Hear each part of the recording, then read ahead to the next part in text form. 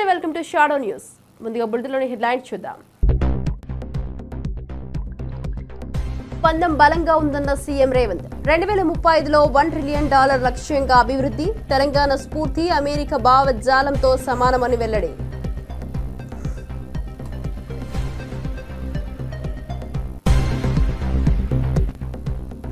ఉద్దండరాయునిపాలెంలో షర్మిల కీలక వ్యాఖ్యలు. రాజధాని ప్రాంతంలో పిచ్చి మొక్కలతో నిండి ఉండటంపై ఆవేదన వ్యక్తం. సాంకేతిక రాజధానిగా తీర్చిదిద్దేందుకు హైదరాబాద్ తరహా దృష్టితో ముందుకు వెళ్లాలని ఆమె ఆకాంక్ష.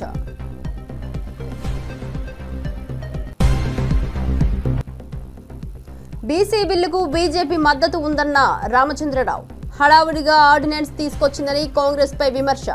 బీసీలకు న్యాయం చేయాలని ప్రభుత్వానికి విజ్ఞప్తి.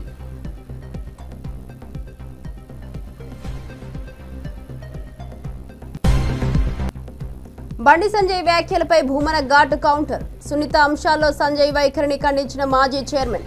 టీటీడీ విషయాల్లో అవగాహనతో మాట్లాడాలని సూచన.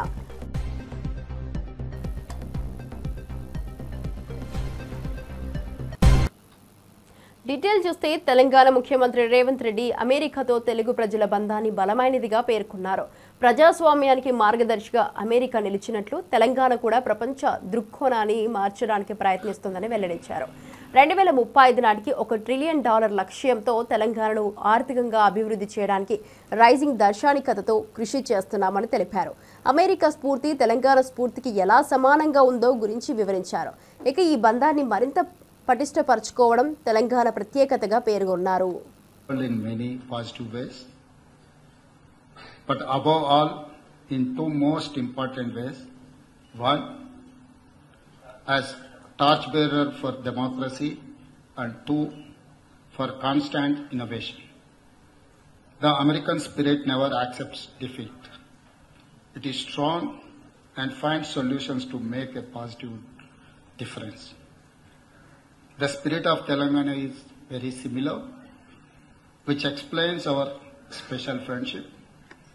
The U.S. Consulate General in Hyderabad was established in 2008 during the Congress government headed by Dr. Y.S. Rajashekar Reddy. It demonstrated the commitment of the USA to strengthen relationship with India.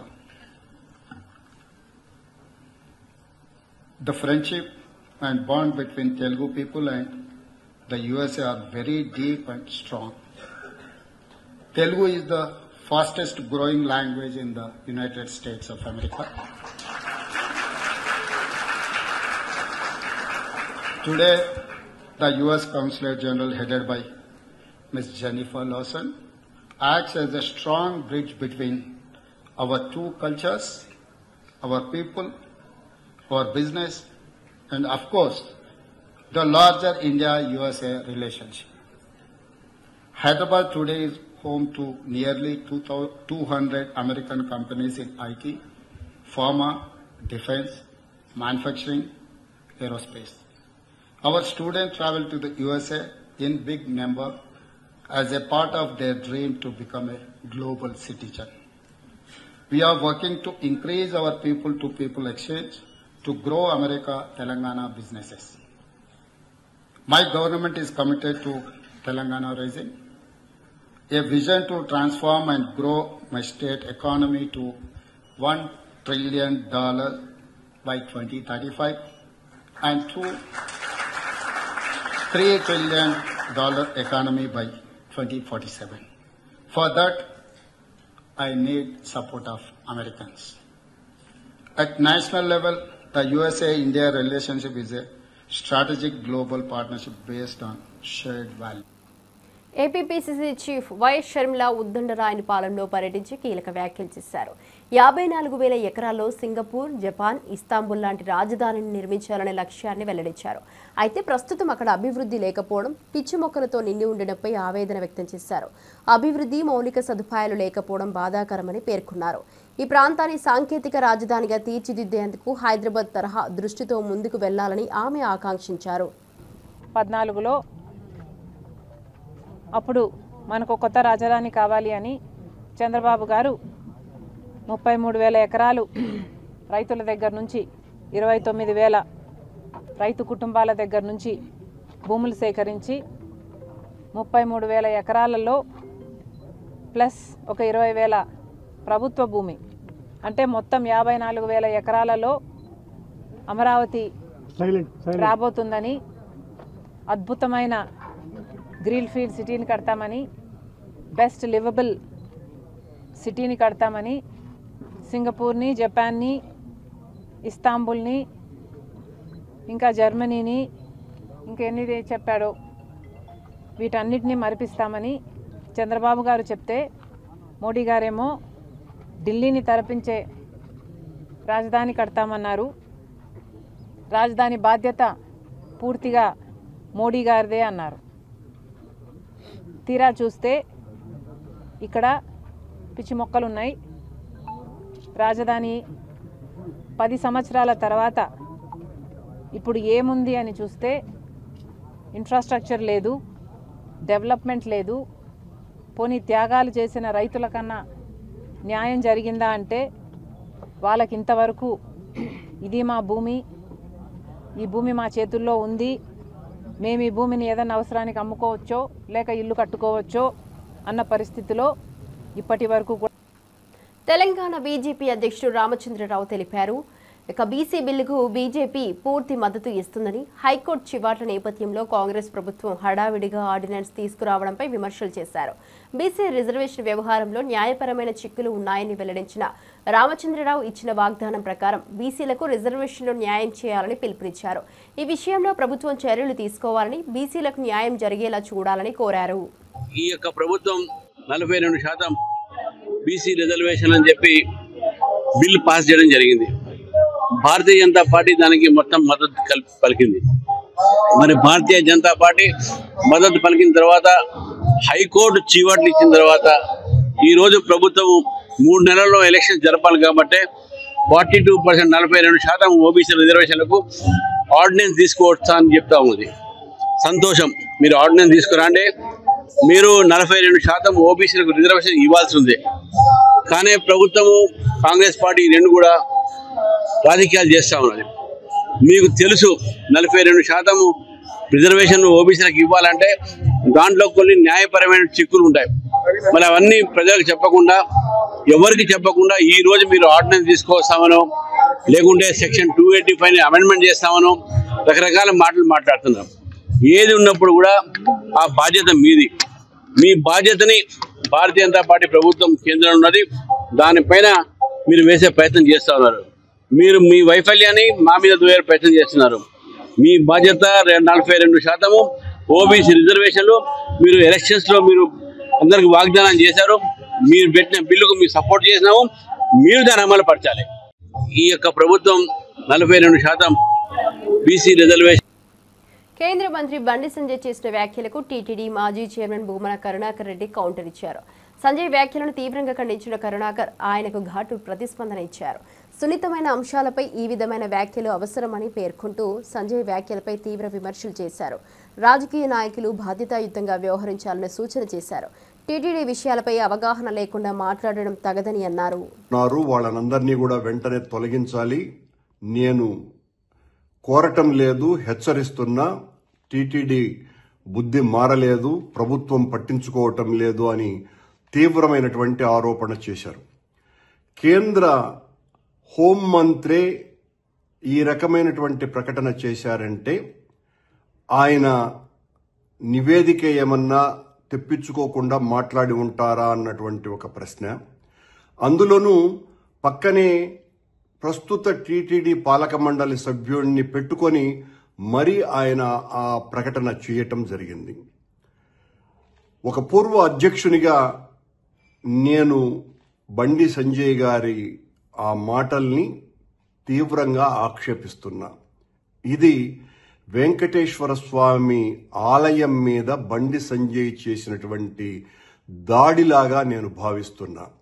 దాదాపు 5-6 నెలల క్రితం TTD board సమావేశంలో వాళ్ళు మాట్లాడి, board సమావేశంలోనే వాళ్ళు ప్రకటించినటువంటి సంఖ్య TTD EO, టీటీడీలో 22 మంది అన్యమతస్థుల్ని గుర్తించాము అని సాక్షాత్తు టీటీడీ చైర్మన్ అయినటువంటి బిఆర్ నాయుడు గారు కూడా ఆ రోజున పత్రికలలో చెప్పటం జరిగింది. TTD executive officer, TTD chairman ఇద్దరూ కూడా ఇంతమంది అన్యమతస్థులున్నారు, వాళ్లను వేరే చోటికి పంపుతున్నామని వాళ్ళు చెప్పటం జరిగింది. కానీ నిన్న బండి సంజయ్ గారు వచ్చి 1000 మంది అన్యమతస్థులు టీటీడీలో ఉన్నారు అని అంటే మీ ప్రకటన వెనుక కుట్ర దాగి ఉన్నదా? ఆలయ ప్రతిష్ట మంటగలపాలి, వెంకటేశ్వర స్వామి ఆలయ ప్రతిష్ట మంటగలపాలి. ఈ ఆలయానికి పెరుగుతున్నటువంటి అత్యంత జనాదరణ వేల సంవత్సరాలుగా ఉన్నటువంటి ఈ స్వామివారి భక్తుల యొక్క మనోభావాలను దెబ్బతీయాలా అన్నటువంటి వెనుక మీ భావజాలం ఏమన్నా పనిచేస్తున్నదా అని అందరూ కూడా ఆగ్రహిస్తున్నారు, ఆశ్చర్యపోతున్నారు కూడా. ఏ రకంగా మీరు ఆ ప్రకటన ఇస్తారు? స్వామివారి ఆలయానికి దర్శనానికి వచ్చి దర్శించుకొని పోకుండా ఒకేసారి ఇంత పెద్ద బండ.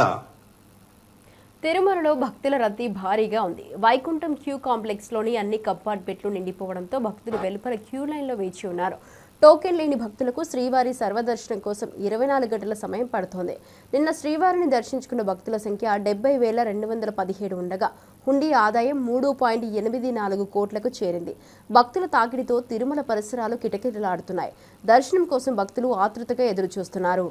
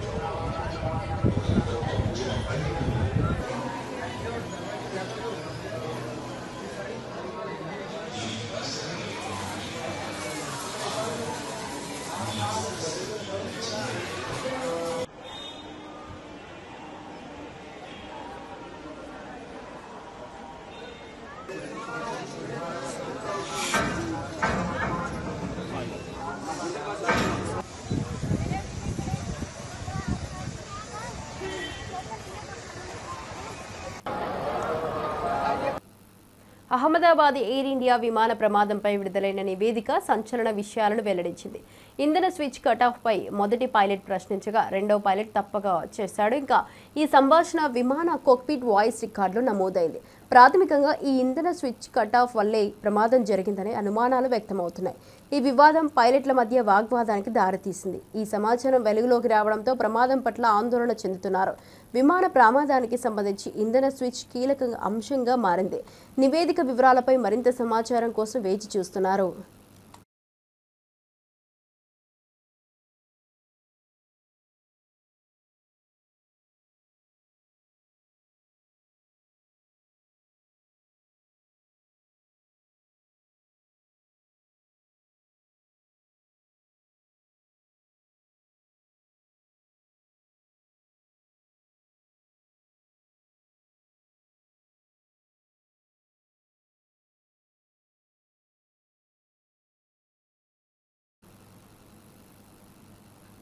తెనాలి నియోజకవర్గంలోని మారిసూపేటలోని చెంచు రామానాయుడు హైస్కూల్ ప్రాంగణంలో ఏర్పాటు చేసిన మున్సిపల్ ఉర్దూ ఎలిమెంటరీ స్కూల్ను జనసేన మంత్రి నాదెండ్ల మనోహర్ ప్రారంభించారు. ఈ కార్యక్రమంలో సందర్భంగా తెనాలిలో ప్రభుత్వ ఉర్దూ హైస్కూల్ ఏర్పాటుకు చర్యలు తీసుకుంటామని ప్రకటించారు. 70,000 రూపాయల సొంత డబ్బుతో పాఠశాల సుందరీకరణ చేసిన ఉపాధ్యాయురాలు బట్టిప్రోలు మాధవిని మంత్రి అభినందించారు. మిగతా పాఠశాలలతో పాటు ఉర్దూ పాఠశాలను మోడల్ స్కూల్గా తీర్చిదిద్దేందుకు దాతల సహకారం కావాలని సూచించిన నాదెండ్ల మనోహర్ ఈ కార్యక్రమం పట్ల భవిష్యత్తులో మరింత ప్రోత్సాహం వ్యక్తం చేశారు. సందర్భాల్లో వాళ్ళ బిడ్డలను చదివించుకోవడానికి కోసం వ్యక్తపరుస్తున్నారు. ట్రెడిషనల్గా జరుగుతున్న ఈ మాద్రసాలు లేకపోతే క్షేత్రస్థాయిలో తల్లిదండ్రులు కొంతవరకు వాళ్ళకి ఇచ్చే విద్య కాకుండా ప్రభుత్వ పాఠశాలలో కూడా మనం ఎంకరేజ్ చేస్తే ఖచ్చితంగా ఎక్కువ మంది మనకి పాఠశాలలో చేరి ఇతర భాషల్లోనూ అదేవిధంగా సబ్జెక్ట్స్లో అన్ని సబ్జెక్ట్స్లో కూడా వాళ్ళకి పూర్తిగా గ్రిప్ వచ్చేటట్టు ఒక చక్కటి వాతావరణం తీసుకురాగలుగుతారు. సో ముందుగా నేను ఈరోజు శ్రీకాంత్ గారిని అభినందిస్తున్నాను. సుమారు 70,000 ఖర్చు పెట్టి దాతగా ఈ క్లాస్ రూమ్ని పిల్లలకి ఆకర్షణీయంగా తయారు చేసే విధంగా కొత్త ఆలోచనతో చేసినందుకు చాలా స్ఫూర్తిదాయకం. ఉర్దూ క్లాస్ రూమ్ కోసం మనకి మారిస్పేటలో ఇతర ప్రాంతాలతో పోటీ పడే విధంగా ఇక్కడ కూడా తల్లిదండ్రులు సహకరించాలి, ఎక్కువ మంది చేర్చుకునే విధంగా. అంటే ముగ్గురున్న సంఖ్య కాస్త 11 అయింది ఈ సంవత్సరం. వచ్చే సంవత్సరానికి ఇంకా పెరిగే విధంగా మనం మౌలిక సదుపాయాలు కల్పించాలి. ఎంఈఓ గారికి నేను ఈ విషయం కూడా చెప్పాను. రాబోయే రోజుల్లో ప్రపోజల్ ఒకటి పెట్టి హై స్కూల్ కూడా మనం తెనాల్లో ఏర్పాటు చేసేటట్టు తప్పకుండా ప్రభుత్వం నుంచి దానికి తగిన శాంక్షన్స్ తీసుకొస్తాను. ఎక్కడ కూడా లోటు లేకుండా మన బిడ్డలు చదివించుకుంటేనే మనకి భవిష్యత్తు. వాళ్ళు కూడా పాపం ఎంతో ఆసక్తితోటి నేర్చుకోవాలనే తపన పిల్లల్లో ఉంటుంది. తిరుమల శ్రీవారిని దర్శించుకున్న ఏపీ దేవాదాయ శాఖ మంత్రి ఆనం రామనారాయణ రెడ్డి టీటీడీ మరియు దేవాదాయ శాఖల మధ్య అనేక విషయాలపై చర్చించినట్లు తెలిపారు. ఈరోజు టీటీడీ దేవాదాయ శాఖల మధ్య తొలి సమావేశం జరిగింది. ఉద్యోగుల సమస్యలు, భక్తులకు మెరుగైన సౌకర్యాలు అందించేందుకు చర్యలు తీసుకోవాలని మంత్రి అన్నారు. టీటీడీలో పదవీ విరమణ పొందిన ఉద్యోగులు, అర్చకులు, రవాణా విభాగం సమస్యలను పరిష్కరించడానికి ప్రయత్నాలు జరుగుతున్నాయి. ఉద్యోగులకు న్యాయం అందేలా నిర్ణయాలు తీసుకోవడం జరుగుతుందన్నారు. ఇక మంత్రి ఆనం రామనారాయణ రెడ్డి కుటుంబ సమేతంగా రావడం జరిగింది. అలాగే అనేక మంది పెద్దలు ఈరోజు ఆలయంలో టీటీడీ బోర్డు చైర్మన్ గారు, అడిషనల్ ఈఓ గారు, ఇతర బోర్డు మెంబర్లు అందరితో కూడా కలవడం జరిగింది. స్వామివారి ఆశీస్సులు తీసుకొని ఈరోజు ముఖ్యంగా తిరుమలకి రావడానికి కారణం రాష్ట్ర ప్రభుత్వం నుంచి దేవాదాయ శాఖ మంత్రిగా ఈ యొక్క తిరుమల తిరుపతి దేవస్థానం యొక్క చైర్మన్ గారు, ఈఓ గారు, అడిషనల్ ఈఓ గారు, అలాగే ఇతర అధికార యంత్రాంగంతో దేవాదాయ శాఖ కమిషనర్ గారు, సెక్రటరీ గారు అందరం కలిసి కొన్ని విషయాలపైన నిర్ణయాలు తీసుకోవాల్సి ఉంది.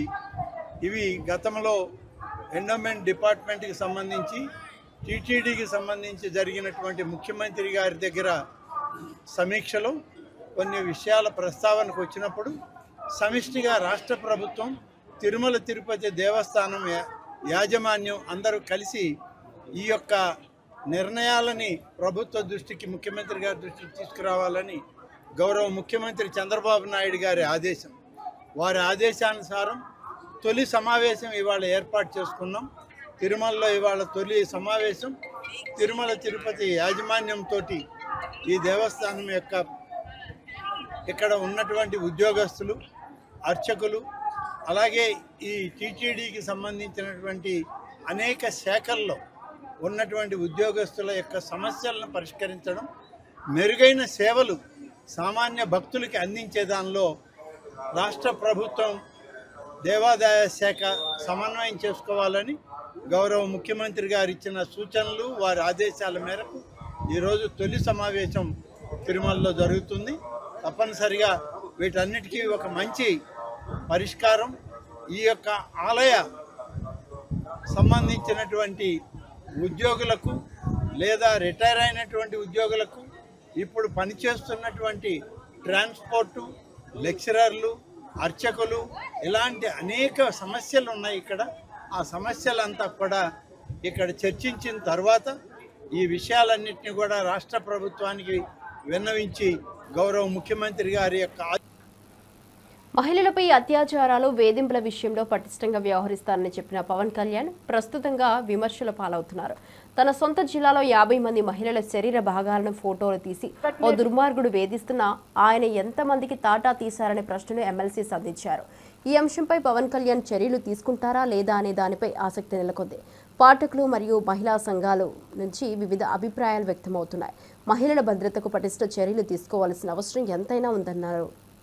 పవన్ కళ్యాణ్ గారు, డిప్యూటీ సీఎం గారు మహిళల రక్షణ కోసం ఎన్ని కబుర్లు చెప్పారు.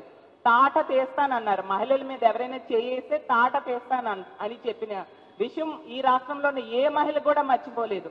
పవన్ కళ్యాణ్ గారు, మీకు ఒకటే అడుగుతున్నాను, మా వైఎస్ఆర్ కాంగ్రెస్ పార్టీ మహిళా విభాగం తరఫున, అలాగే ఆంధ్ర రాష్ట్రంలో ఉన్న మహిళల తరఫున, మీ సొంత జిల్లాలో మీరు మంత్రిగా ప్రాతినిధ్యం వహిస్తున్న మీ సొంత జిల్లాలో 50 మంది మహిళలకు నెల రోజులుగా ఒక దుర్మార్గుడు ఈ విధంగా శరీర భాగాలను ఫోటోలు తీసి వేధిస్తే ఎంతమందికి తాట తీశారు మీరు?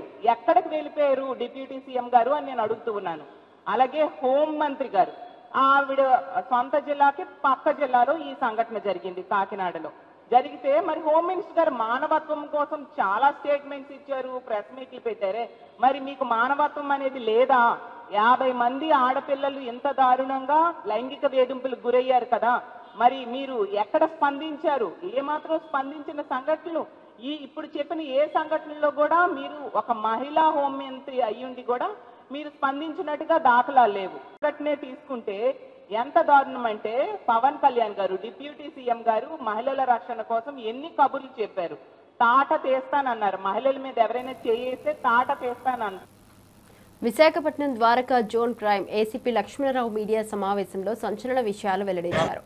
ఆరిలోవో వివేకానంద నగర్లో ప్రియదర్శిని ఇంట్లో జరిగిన చోరీ కేసును 13 గంటల్లోనే ఛేదించగలిగారు. జూలై 3వ తారీఖు ప్రియదర్శిని అత్తగారింటికి వెళ్లిన తర్వాత ఇంటి తాళం పగిలి ఉండడాన్ని గుర్తించి పోలీసులకు సమాచారం అందించారు. నిందితుడిని సాయి కుమార్ను అరెస్టు చేసి రిమాండ్లో ఉంచి 3 పావలాల బంగారాన్ని రికవరీ చేశారు. ఇక ఈ సందర్భంగా Arilova crime SI Harikrishna, CI Chakradhar Rao ఆధ్వర్యంలో పోలీసులు సమర్థవంతంగా పనిచేశారు. పడిపోయిందా, స్నాచింగ్ గురి బాగుపడిందా, మనుషులు కూడా అంతమందిలో స్ట్రెంగ్త్లో వాళ్ళు గమనించలేదు. కేసులో దర్యాప్తు చేస్తున్నాం, కేసులో ఆల్రెడీ రిజిస్టర్ చేసాం, దర్యాప్తు చేస్తున్నాం. ఇప్పుడు దాని డిస్కషన్కే ఈ పార్ట్ ఆఫ్ ది డిస్కషన్ ఇప్పుడు ఇన్వెస్టిగేషన్ నిమిత్తం వచ్చాం. మాకా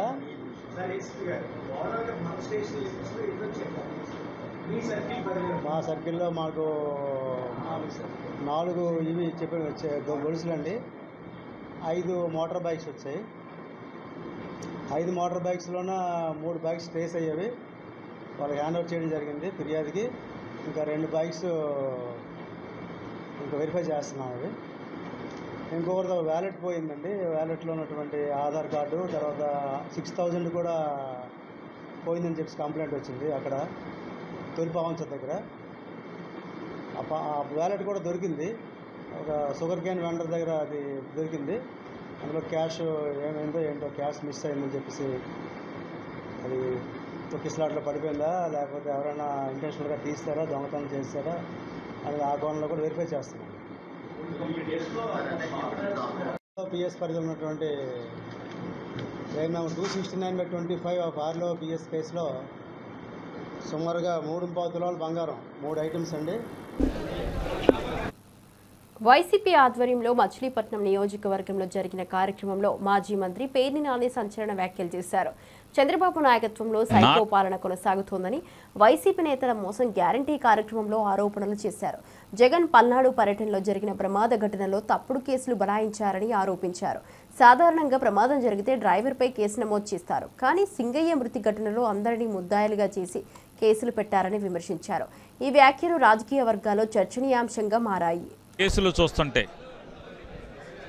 అంటే జగన్మోహన్ రెడ్డి గారి కాన్వాయ్లో ఒక కారు తగిలి మరణించాడని చెప్పని ఎస్పీ ప్రెస్ మీట్ పెడతాడు, కేసు కడతారు, పోస్ట్ మార్టం చేసేస్తారు, శవపంచనామా చేసి తర్వాత 3 రోజుల తర్వాత మళ్ళీ ప్రభుత్వ పెద్దల ఆదేశాలతో దాన్ని మళ్ళీ కేసు జగన్మోహన్ రెడ్డి గారి కారు కింద మనిషి పడ్డాడని చెప్పని ఒక ఆర్టిఫిషియల్ ఇంటెలిజెన్స్తో ఒక వీడియోని తయారు చేసి దాన్ని సోషల్ మీడియాలో ఎస్ఐ డౌన్లోడ్ చేసుకున్నాడంట.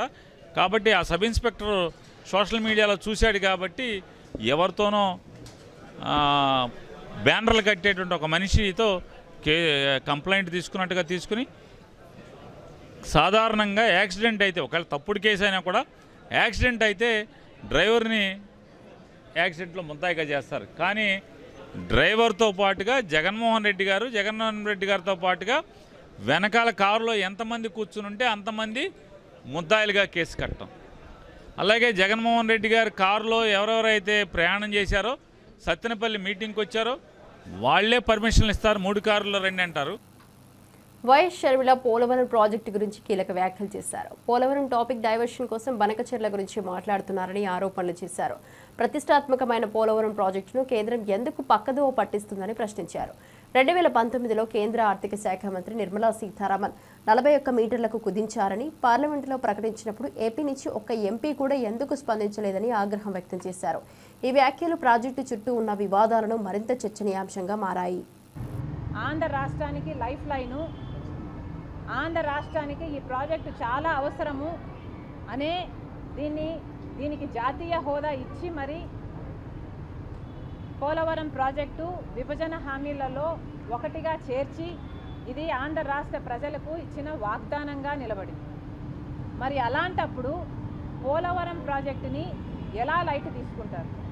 ఇంత చులకనగా ఈరోజు కేంద్ర ప్రభుత్వము కేవలం 25,000 కోట్ల రూపాయలు మిగిలించుకోవడానికి ఈరోజు 83,000 కుటుంబాలకి R&R ప్యాకేజ్ ఇవ్వకుండా తప్పించుకోవడానికి ఈ ప్రాజెక్టు 45 మీటర్లలో కాకుండా 41 మీటరే నీటి నిల్వ చేయాలి అని ఈరోజు కేంద్రం చెప్తుంది. ఒరిజినల్గా 2019లోనేమో దీని రివిజన్ జరిగినప్పుడు పోలవరం పూర్తి చేయడానికి 50,000 కోట్ల రూపాయలు అవుతుంది అనుకుంటే దానికి కేంద్రం మేము మొత్తం 50,000 కోట్ల రూపాయలు ఇయ్యము, దీని ప్రాజెక్టుని 41 మీటర్లకే కుదిస్తున్నాము అని చెప్పి పార్లమెంటులో సైతం నిర్మలా సీతారామన్ ఫైనాన్స్ మినిస్టర్ సైతం 41 మీటర్లకే ఇది కుదిస్తున్నాము, దానికి సంబంధించి మాత్రమే ఇప్పుడు తెలంగాణ రాష్ట్రం 10 ఏళ్లలో ఎందుకిలా మారిందో ఆలోచించాల్సిన సమయం వచ్చింది. ఎంపీ చామల కిరణ్ కుమార్ రెడ్డి చేసిన వ్యాఖ్యలు ప్రజల్లో చర్చనీయాంశంగా మారాయి. గత ప్రభుత్వ హయాంలో చిత్తశుద్ధితో పాలన సాగి ఉంటే ఈ సమస్యలు రాకపోయేవని చామల అభిప్రాయపడ్డారు. దోపిడీని మర్చిపోవాలని ప్రజలు కోరుతుండగా బనకచెర్ల అంశం కొత్తగా తెరపైకి వస్తుంది. 10 ఏళ్ల క్రితం రాష్ట్ర ఆర్థిక భవిష్యత్తు గురించి చర్చ సాగితే మంచి మార్గాలు కనబడతాయని ప్రజలతో చర్చకు చామల పిలుపునిచ్చారు. ఈ వ్యాఖ్యలు రాష్ట్ర రాజకీయ వర్గాల మధ్య పెద్ద చర్చకు దారితీస్తున్నాయి. 10 సంవత్సరాల తర్వాత చిక్కిపోయింది. ఎందుకు ఐసీయూ దాకా పోవాల్సిన పరిస్థితి ఏర్పడుతుంది మన రాష్ట్రానికి? ఎవరి దారుణం చేసింది? మరి ఇద్దరు బావా బామ్మార్దులు బ్రహ్మాండంగా ఎక్కడ పడితే అక్కడ అబద్ధాలు చెప్పుకుంటా ఇప్పటికి కూడా అన్ని వాస్తవాలు తెలిసినాక కూడా తెలంగాణ ప్రజల్ని ఇరిగేషన్ మీద ఇప్పుడు కొత్తగా ఇరిగేషన్ మీద పడ్డారు. ఎందుకంటే చంద్రబాబు నాయుడు గారు పోలవరం ఎక్స్టెన్షన్ బనకచెర్ల గురించి మాట్లాడటం మొదలుపెట్టినాక వీళ్లకు ఒక ఉపాయం తట్టింది. ఇప్పుడు తెలంగాణ ప్రజలు మనం దోసుకున్న దోపిడిని మర్చిపోవాలంటే మళ్ళీ మన ఒరిజినల్ స్టాండర్డ్కి రావాలి, మళ్ళా ఆంధ్ర సెంటిమెంట్ను గుంజుకు రావాలి. ఈ గోదావరి బనకచెర్ల సబ్జెక్టును తీసుకొచ్చి ఏదో విధంగా కాంగ్రెస్కి టీడీపీకి ఇక్కడున్న కాంగ్రెస్ నాయకులకు అక్కడున్న టీడీపీ నాయకులకు కాలుకు తలకాయకు ముడేసినట్టేసి తెలంగాణ ప్రజల ముందు మళ్ళా మన డ్రామా నడిపించాలన్న పిచ్చి ఆలోచనతోటి ముందుకు పోతుర్రు. ఇలా అసెంబ్లీ నడుపుకుందాం, మీ మీద మా ఎన్పిఆర్కి చెప్పి మా లోపల ఉన్నటువంటి ఆ కెమెరాస్ మీ సైడే పెడతాం, అవసరమైతే 70 mm చూపిస్తాం ప్రజలకు. నా షరతు మీరు అబద్ధాలు చెప్పొద్దు, వాస్తవాలు చెప్పాలి. 10 సంవత్సరాల ముందు మన రాష్ట్ర ఆర్థిక భవిష్యత్తు ఏందనేది కానించి మొదలు పెడదాం. మిగులు రాష్ట్రంగా ఉన్నటువంటి తెలంగాణ రాష్ట్రాన్ని అప్పుల రాష్ట్రంగా ఎందుకు ఇవే ఇప్పటివరకు బులెటిన్ అప్డేట్ చూస్తూనే ఉండండి షాడో న్యూస్.